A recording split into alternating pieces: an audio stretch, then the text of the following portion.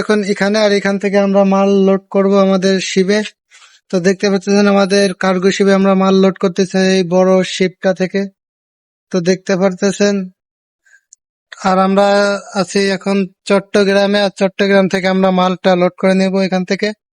বড় শিপটা দেখা যাচ্ছে, এই শিপ থেকে আমরা মালটা আসলে লোড করি।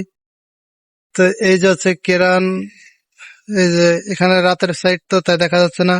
এখানে সত্যি কথা বলতে আমাদের জাহাজটাও কম বড় না, আমাদের জাহাজটাও অনেক বড়। তো তারপরেও মাদার ভেসেল যেটাকে বলে, সেটা থেকে আমরা মাল লোড করতেছি, তো অনেকে শিপ বলে।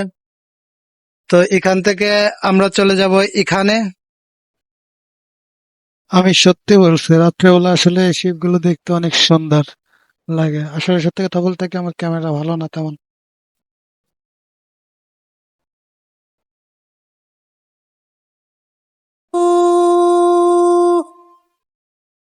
বলার ছিল অনেক কথা, ভাবছি কি বলবো তোমায়।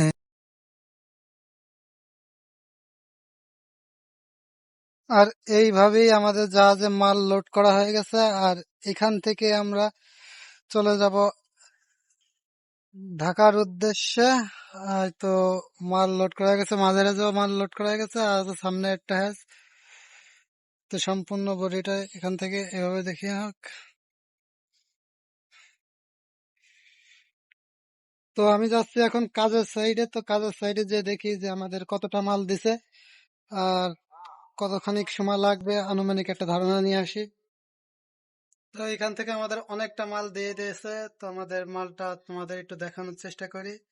তো আসলে এখানে আমরা সর্বনিম্ন না হলেও 15-16 ঘন্টা ধরে মালটা লোড করছি। মালটা লোড করার পরে আমরা সম্ভবত দেখি কতক্ষণ লাগে আমাদের এখান থেকে বেরোয় যেতে আরো।